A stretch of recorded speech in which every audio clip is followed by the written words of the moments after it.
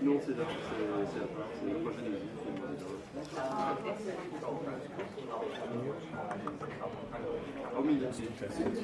Okay, audio test, 1, 2, 1, 2, 1, 2.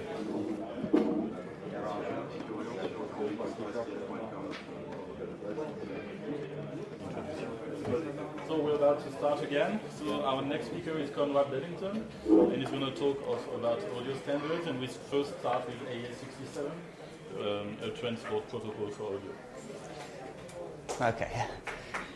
So, hi, I'm Conrad Bevington. I'm here from Focusrite. We make audio interfaces and various other kinds of audio equipment. And yeah, I'm talking about AES67, a standard for networking in pro audio industry. So, just to set the scene, what we're looking at, the industry itself is studio audio, live sound, also things like broadcast, and also theatres, house of worship, all those kinds of things that have sound systems and audio handling. So traditionally audio's been done over analog, there's been a move to digital, and more recently there's been a move to networked audio. So the type of devices we're looking at here range from microphones, preamplifiers, so getting your audio in, mixers and effects to process your audio, interfaces to connect it up to different things, all the way out to amplifiers and speakers, so you can actually hear it. So here's, just for example, a typical live sound setup. This is the kind of thing we have. So we have microphone inputs here, and various sound sources which get fed into the audio network. This will be taken via the Ethernet over to a mixing console, perhaps to a computer so you can record. And the audio is processed here and then sent back out over the network to our output system, which will be for monitoring on the stage and for front of house sound, so the audience can hear it. So that's a pretty typical setup. So in an audio network, we have specific requirements. We're only dealing with local area networks. We're not putting audio over the internet. And that frees us up from a lot of variability with traffic levels and congestion. We want low latency we want high quality, and most importantly, we want lots of channels, and we cannot have lossy compression in these systems. We want good quality audio. So, the existing technologies, there's already stuff serving this market, and there are various kind of proprietary technologies, so they're just various brands there, and we can have a look at them in some detail. So there's various levels of protocol and various solutions within those levels for all of our different proprietary audio technologies, and as you can see on this chart, there's a lot of proprietary stuff in these systems, so that actually hurts our interop. Connecting these audio systems together is actually quite difficult. So, and that's both a limitation that impacts convenience, it impacts future-proofing, which can be quite an issue. A lot of this equipment is expensive, so being able to, knowing that you can use it in the future is quite important. And there's a particular pain point in the broadcast industry especially. With a lot of live sound in studio, you can just be careful what you buy and put into your system and have it be compatible.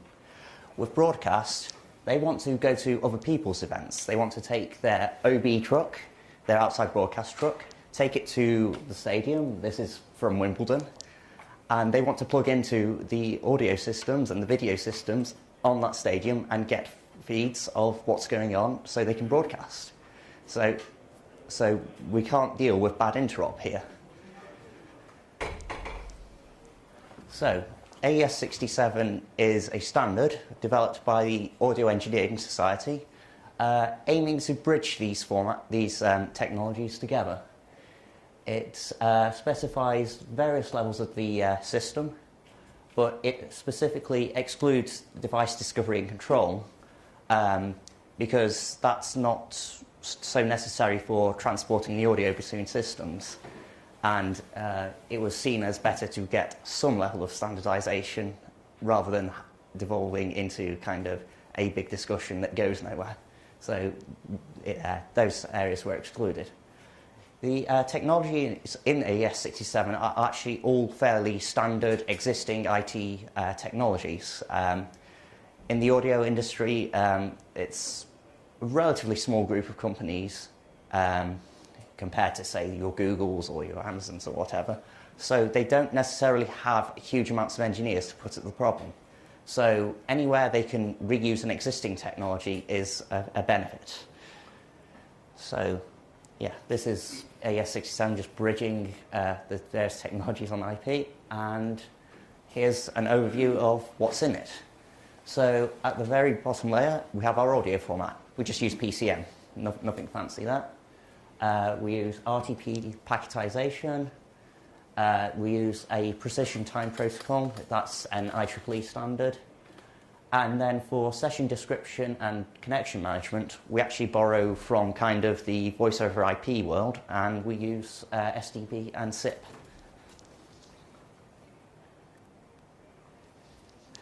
So yeah, so I'm going to just take through each layer now.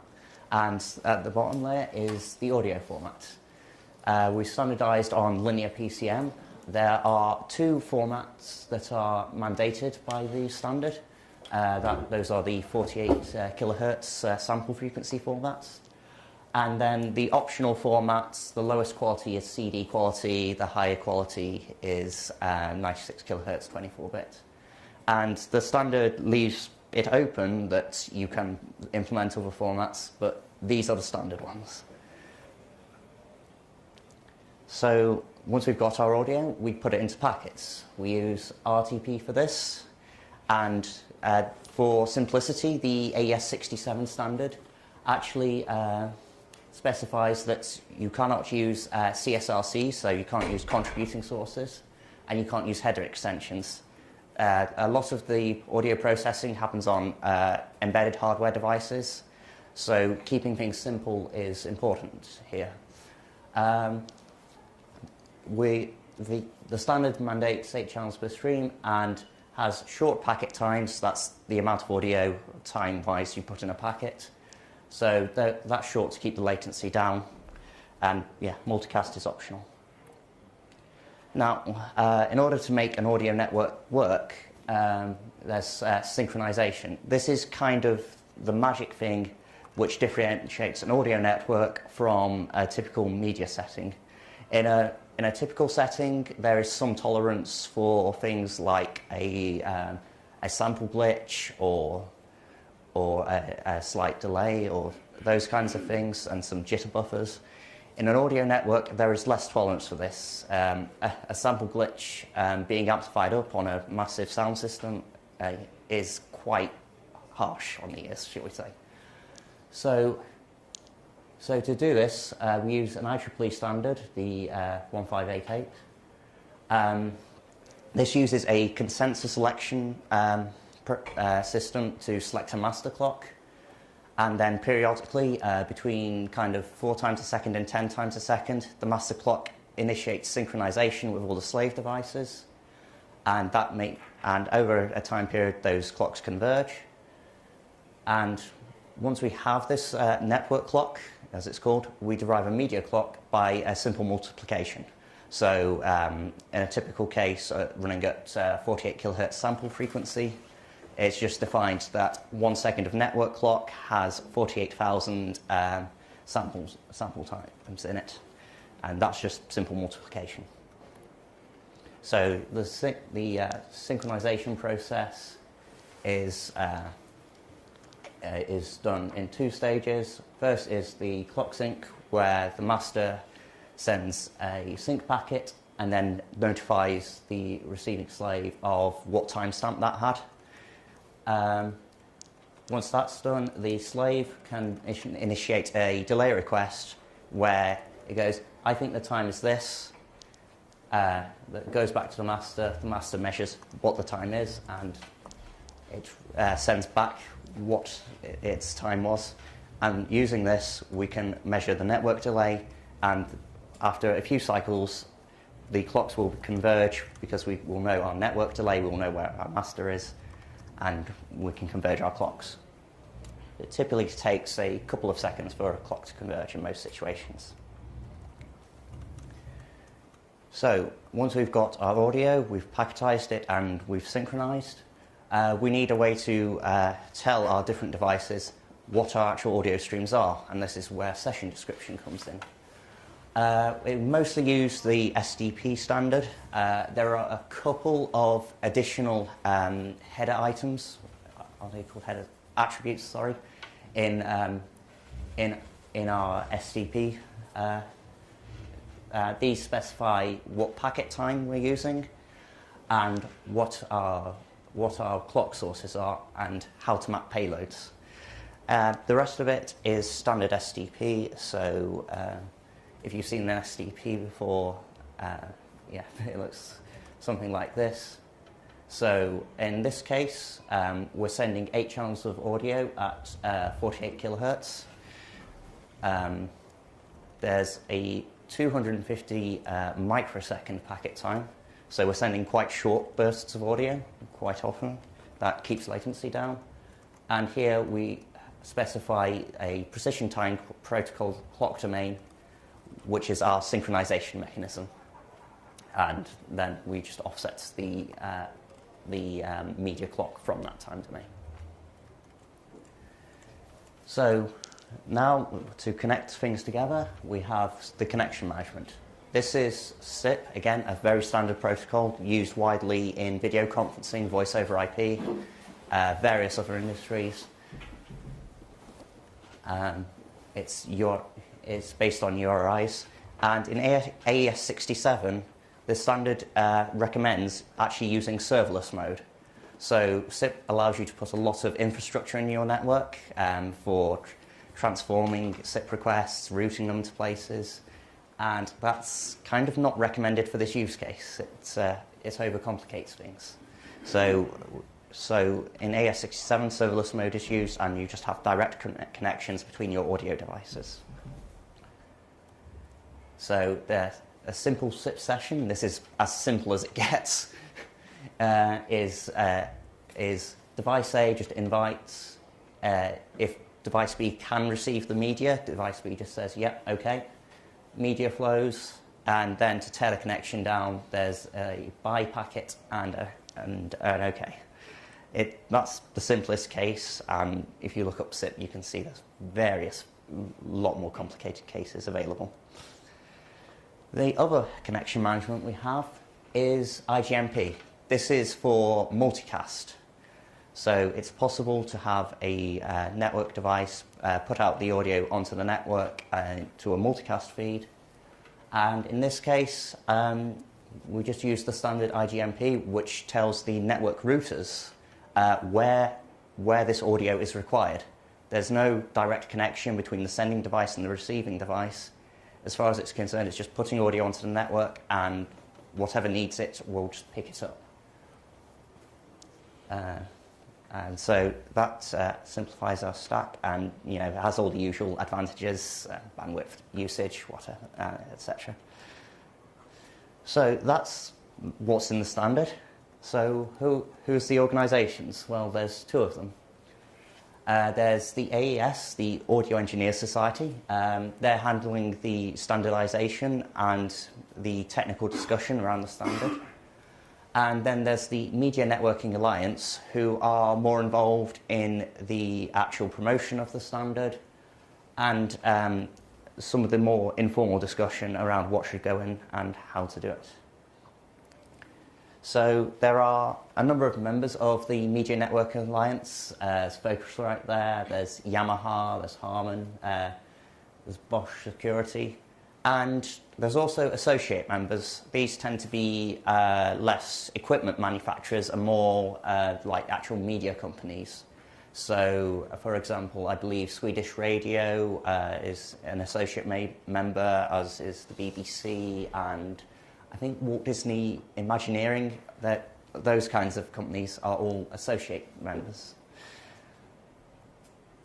So the things I want to get across here are the AES67 is standardization, and that improves interop.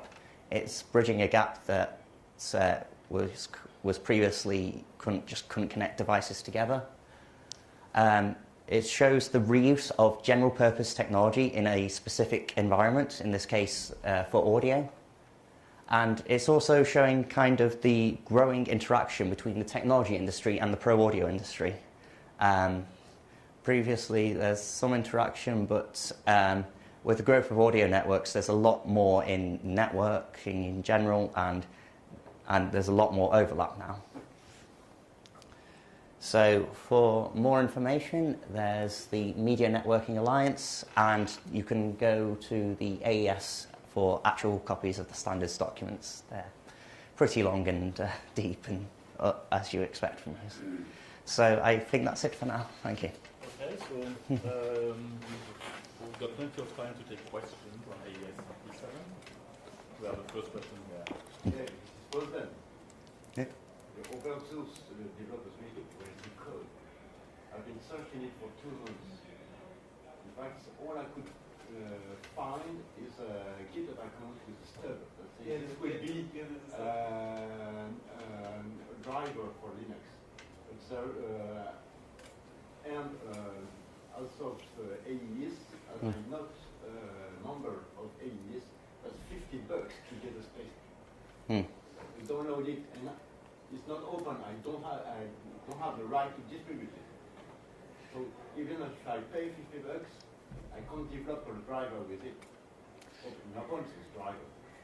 So how do you see the future of an open source driver?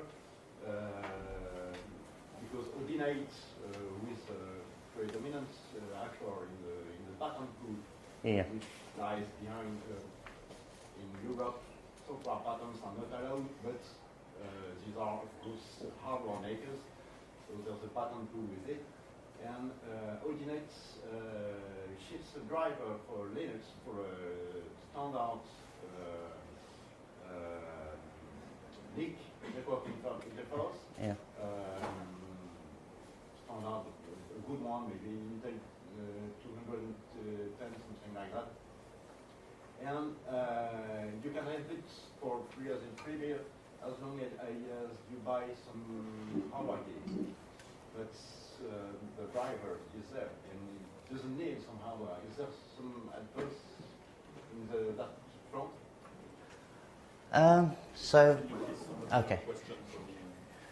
Okay, so the question roughly is around there is certainly lacking open source code for this standard, and there is a certain amount of dominance around Ordinate and their patents. So I'd say that in terms of opening up, having the open standard, having the standard is kind of probably the first step. And yes, I admit that there is a long way to go with interaction between, say, pro audio and the open source community. So I view having standard as a first step on quite a long path. Sebastian first. While the standards might not be free or not for money, it's basically just a collection of other open standards. You can find them in the IETF, IEEE, etc. It's nothing special. It's more a collection of different standards. Yeah, and it's a grade. You have to know how to make the recite. And yeah, for open source implementations in GStreamer we support it, except for the connection management. That's something the application doesn't have to do. And supported by what? We support it in GStreamer by the code for the app. You should have to repeat what he says. Okay. Okay. So if you want to look at that, Okay, so that's a point that the AES67 is mostly supported in GStreamer. Did you say that the connection management isn't?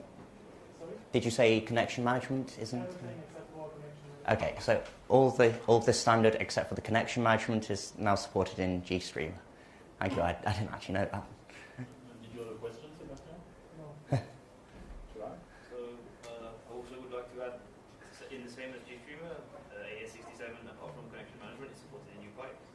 But anyway, the main part of that is, so when we implemented it, we just implemented it, I think, either from a draft or just from the underlying documents. We never paid $50 because we try and avoid, where possible, paying taxes to the standard. Yeah. The standards industrial complex, as I like to call it. So, good that he's not listening. Good. The main question is, so we have a lot of problems with trying to interact even with professional manufacturers of sound equipment on Linux in the main. Yeah. So, for example, clocking is an issue that we have. Although you're talking about PTP, there's a lot of applications where there's not PTP and technically not AES67. But do you have anything to suggest to the kernel people about how they can make ALSA in particular more suitable towards a professional use, because it's a struggle? Okay, so this is a question around sound development in Linux and how we might make ALSA better for the professional case. Yeah. Oh, that's a tough one. Because to implement AES67 properly, yeah. You need real support in ALSA.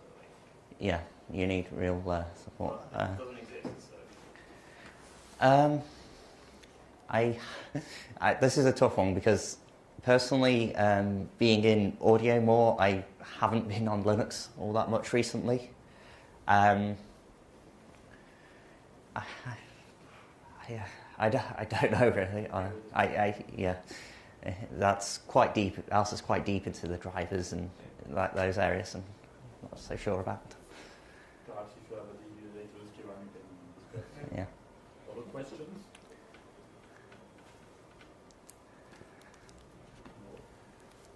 Well, thank you, Conrad. We return in 5 minutes for AES70. Okay.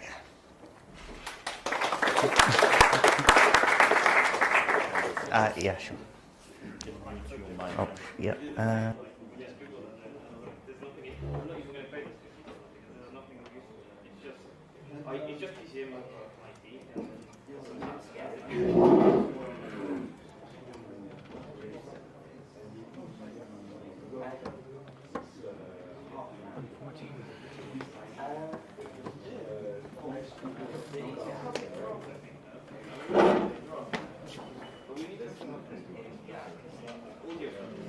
peux changer les noms.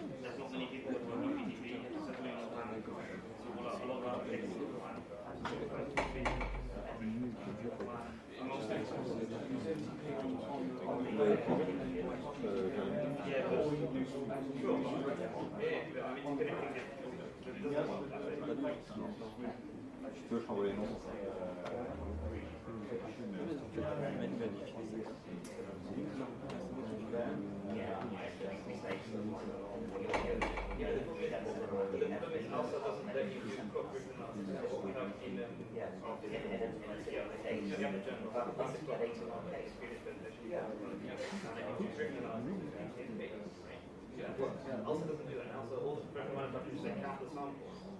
That's a useless clock. I need a smooth clock, not some very jittery clock. When I need to connect to different places, and you know, for me this is still a bit complex. Maybe in some small scale versions,